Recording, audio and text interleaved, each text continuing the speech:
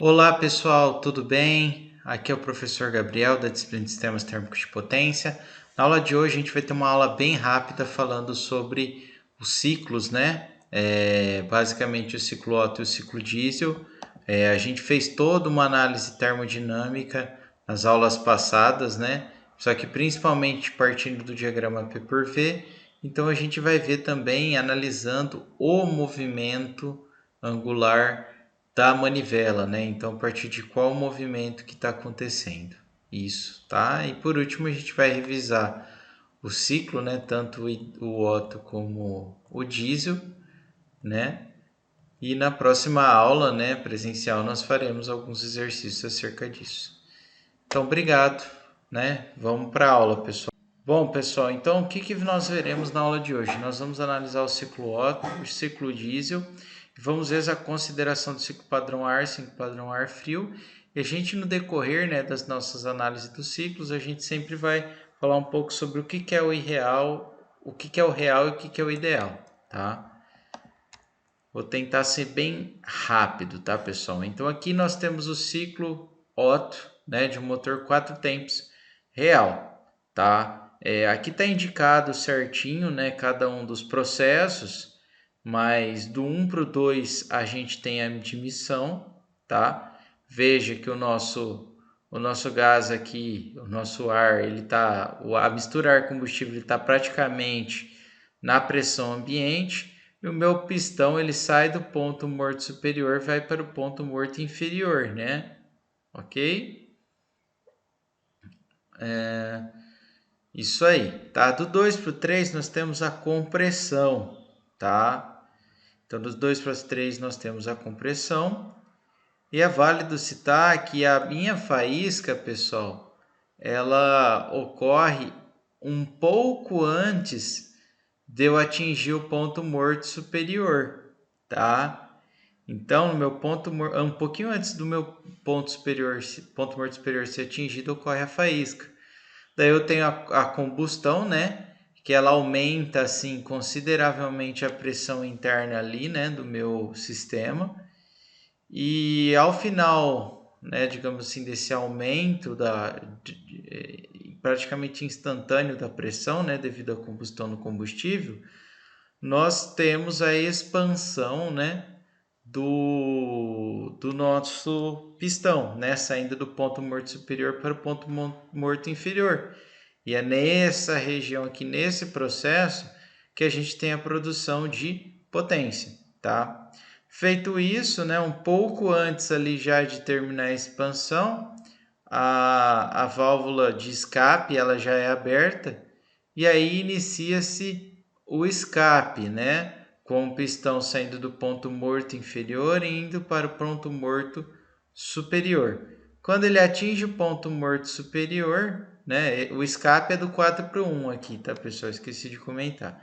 Quando ele atinge o ponto morto superior, inicia-se novamente o ciclo com a admissão, ó. Então, ó, do 1 para o 2, 180 graus, do 2 para o 3, mais 180 graus, do 3 para o 4, mais 180 graus, e do 4 para o 1, mais 180 graus de giro, tá? Computando os 4 tempos, ou seja, os 720 graus. Bom, pessoal, então eu comentei na aula passada, presencial, né, para quem não se recorda, que na indústria não mede-se o volume ali interno, né, mas mede-se sim aquele ângulo entre a manivela, né, vou até, não sei se vocês se recordam, mas aqui tinha o meu pistão, né, a biela para cá,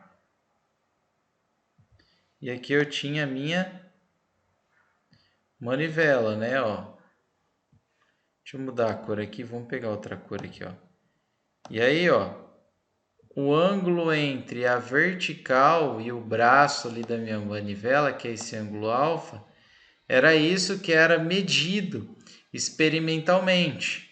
A partir dessa medição experimental, né, desse parâmetro alfa, né, por meio de um encoder, tá? Para quem não sabe o que é encoder, dá uma pesquisadinha aí, mas é um medidor de rotação. Estima-se qual é o meu deslocamento X do meu pistão, ou seja, partindo daqui de cima, em qual ponto, né, o meu pistão se encontra. A partir disso, eu consigo estimar o volume deslocado naquele ponto, que é exatamente o volume que a gente obtém, né, lá pelos diagramas P por V, tá? Então, na verdade, o que se mede ali diretamente é a pressão e o ângulo da manivela, mas por meio dessa conversão a gente acha o volume em cada ponto, tá? E aí, pessoal, a gente tem o mesmo ciclo, só que agora comparando o ângulo do virabrequim, né, ou da manivela, tá? Então, de 0 a 180, né? O zero, pessoal, para quem não se lembra, é quando ele está lá no ponto morto superior, ou ponto morto inferior, perdão, tá? Então, do 0 a 180 ocorre a compressão, né? Depois da compressão de 180 a 360, nós temos a expansão. Com isso, né, aqui ó, nesse ponto aqui, ó, nós temos a abertura da válvula de escape, tá? Pode ver que tem uma oscilaçãozinha aqui. E com isso, o fluido passa pelo escape de 360 a 540 graus. E do 540 a 720 ocorre a admissão, tá? Então, ó, aqui ele começa no ponto morto inferior e ele vai alternando, né, pessoal? 180 graus, ponto morto superior, 360, ponto morto inferior e assim vai indo, tá? Então, a gente associa uma coisa a outra. Então, se vocês olharem um gráfico dessa cara aqui, ó, é um gráfico do ângulo do virabrequim em relação à pressão, tá? E identifiquem, né, a dica que eu dou para vocês identificar o que está acontecendo, identifica sempre o pico, né, ó, porque o pico a gente sabe que é onde você vai estar o quê? Iniciar a expansão ali, né? Então você consegue se orientar por ali, tá? Ou onde eu tenho a subida aqui, né, que é onde você está ocorrendo a compressão, tá?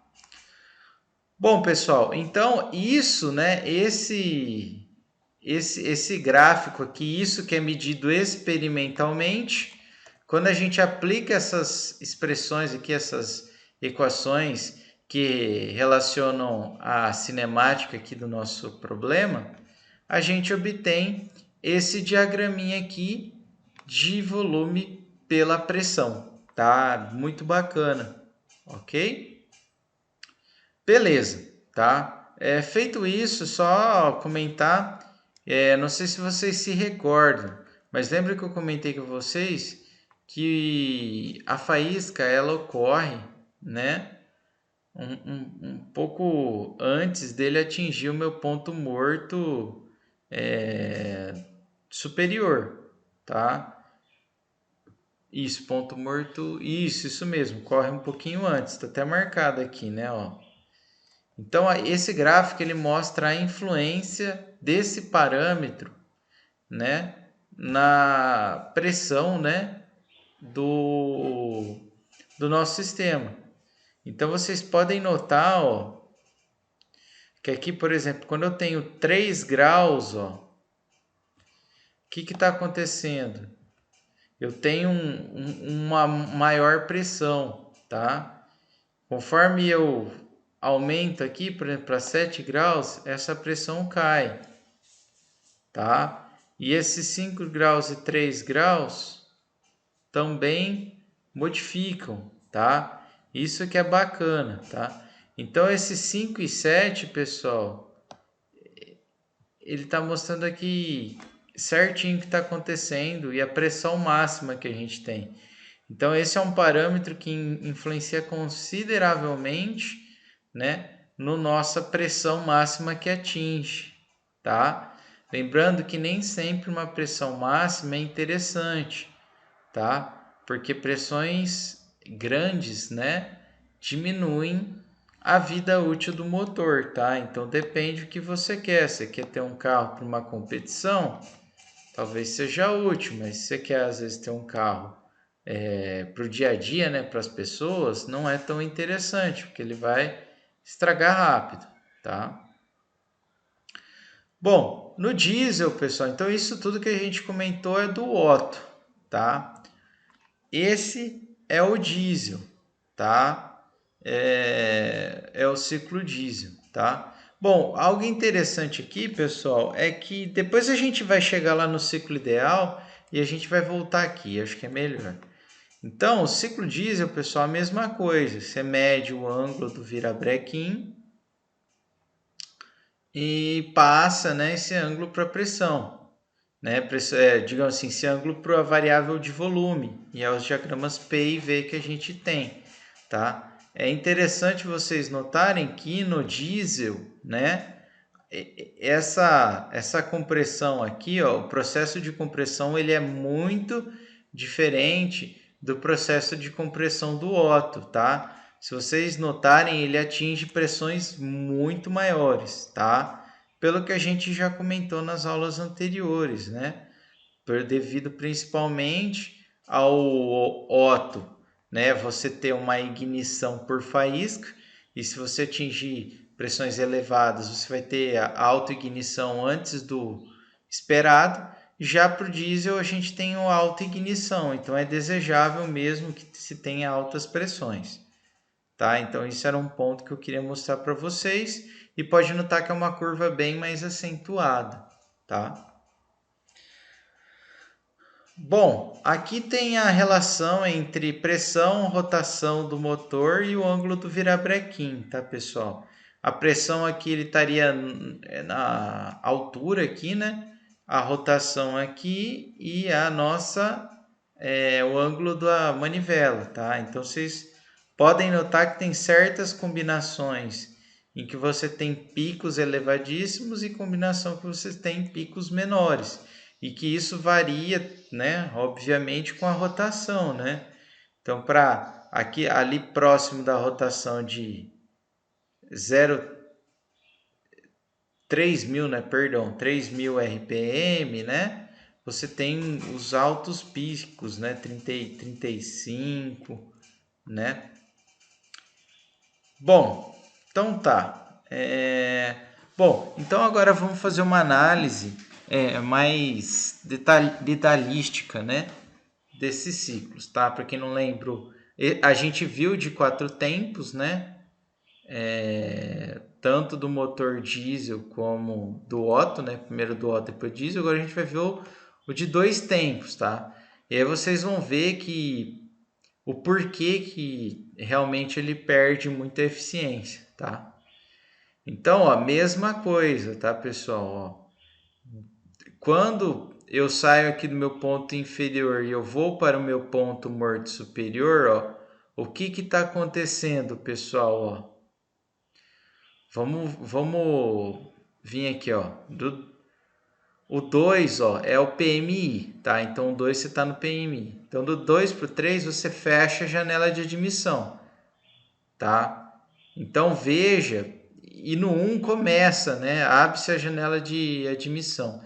Então, pessoal, veja que a admissão, ela começa, inclusive, um pouco antes de chegar no ponto morto inferior, tá? Ela começa nesse ponto 1 e vai até o 3, tá vendo? Então, ela começa aqui e vai até aqui. Do 3 para o 4, fecha-se a janela de escape. Então, acaba o escape também, ok? Do 4 para o 5, realiza-se a compressão, tá? Então, veja que eu tenho várias coisas acontecendo ao mesmo tempo, né? Você tem o escape, a compressão e um pouco da admissão, né? Porque a admissão vai parte aqui e parte aqui. Então, ó, admissão, compressão, né? Admissão, compressão do 4 para o 5. Aqui, ó, do 5 para o 6 ocorre a faísca, tá? Tá vendo? Ele está mostrando aqui, ó, a faísca. Do 6 para o 7 ocorre a expansão. E aqui, ó, pessoal, o que acontece?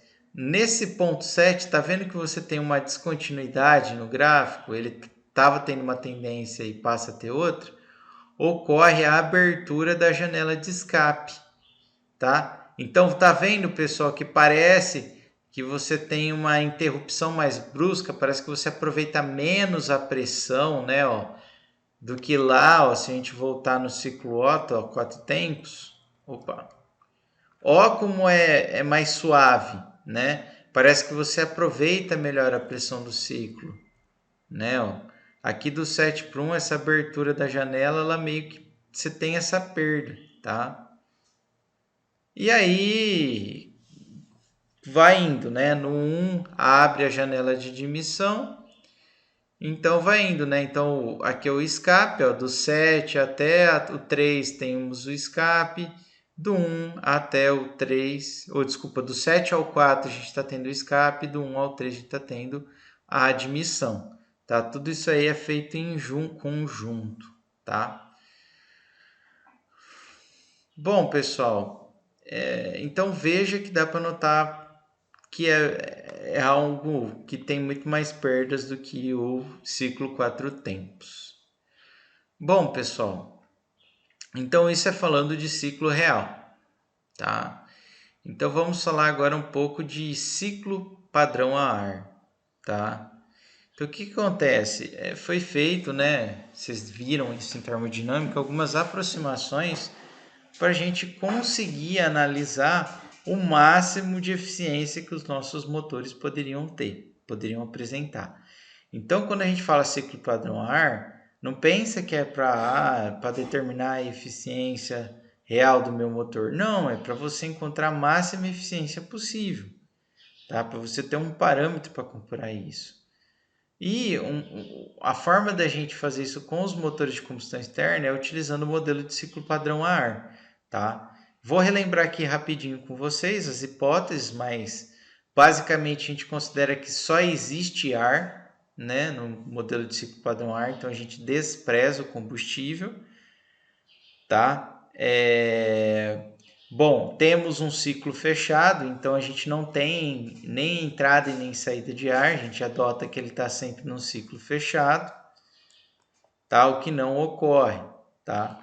Além disso, né, o ar se comporta como gás ideal, o processo de combustão é um processo de fornecimento de calor e o processo de exaustão, né, para a gente manter esse ciclo fechado, é um processo de rejeição de calor, ok? Tá? Então, isso são as hipóteses adotadas quando a gente está analisando o modelo de ciclo padrão a ar.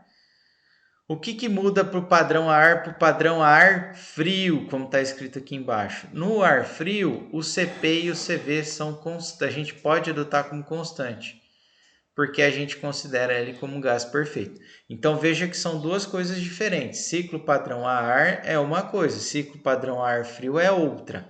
Ciclo padrão a ar, meu ar, ele é gás ideal, mas o meu CP e o meu CV eles variam, né? Agora, ciclo padrão a ar frio, ele é um gás perfeito, ou seja, ele é um gás ideal em que eu posso considerar que o CP e o CV são constantes, tá?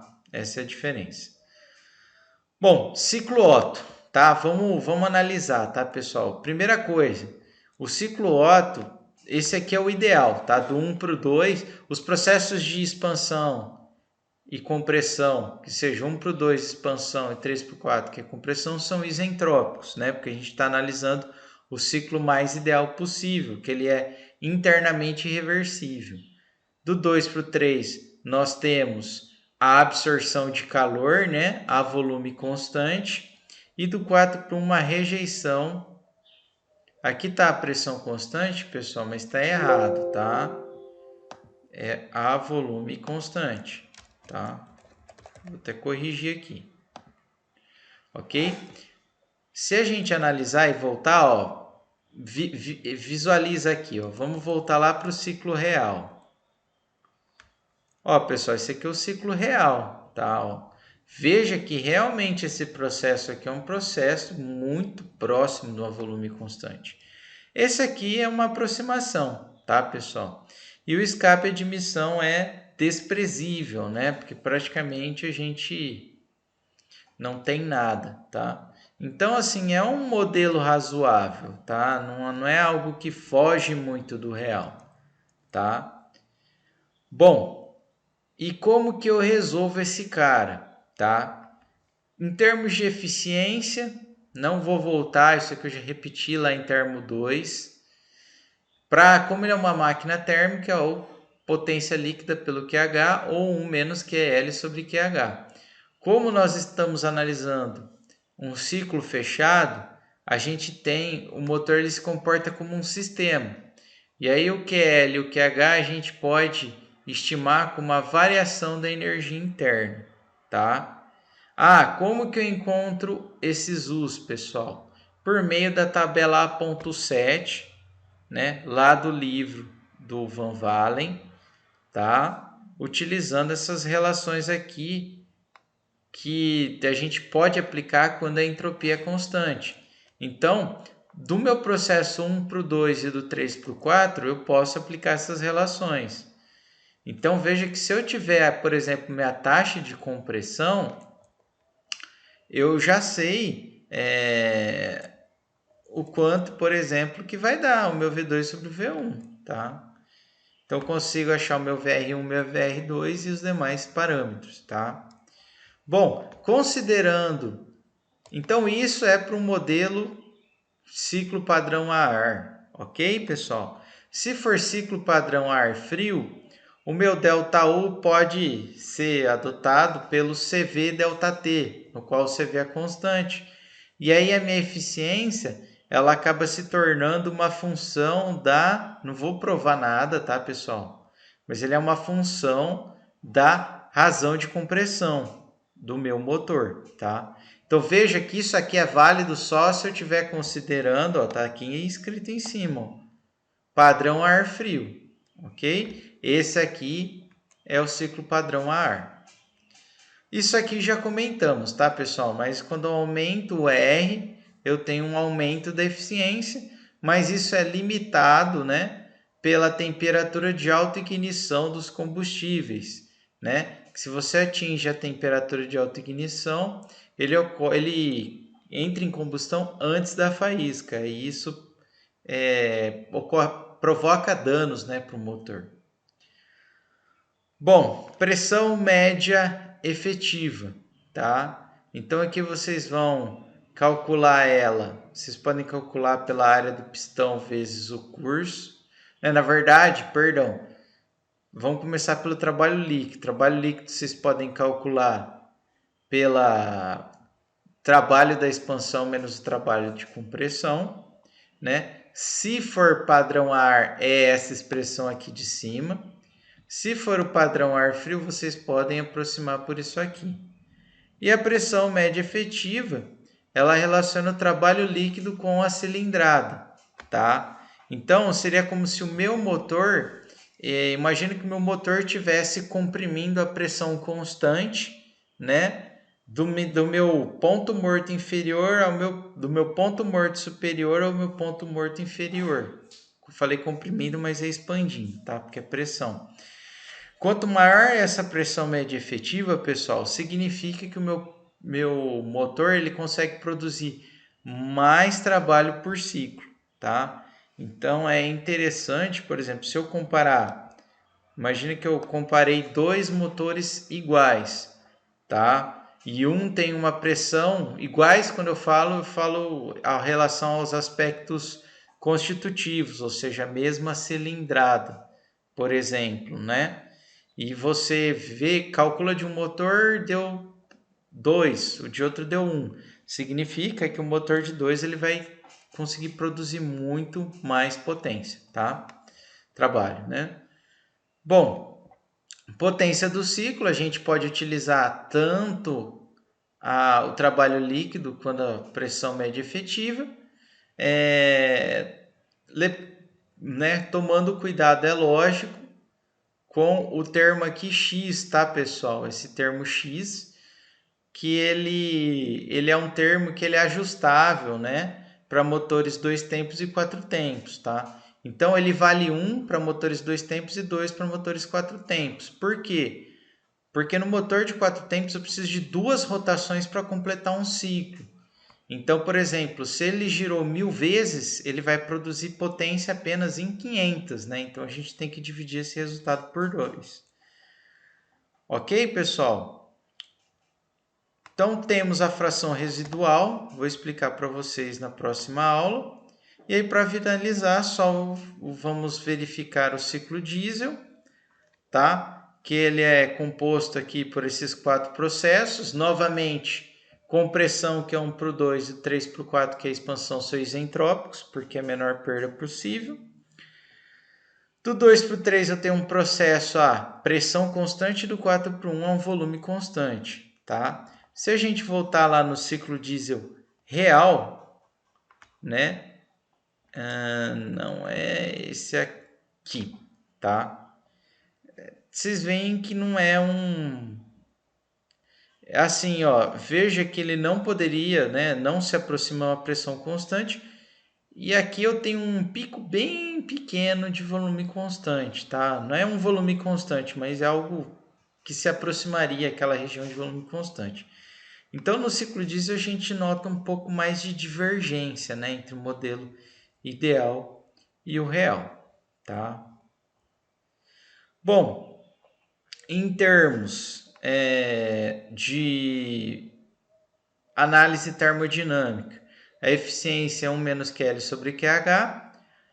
Para o modelo de ciclo padrão a ar, né, o QL é o 4 menos o 1 e o QH pode ser o H3 menos o H2, tá? Então, o ciclo padrão a ar é isso. Se for o ciclo padrão ar frio, que o CP e CV são constantes, eu posso aproximar por essa expressãozinha aqui, tá? Ó, em função da taxa de compressão e da razão de corte. O que é essa razão de corte, pessoal?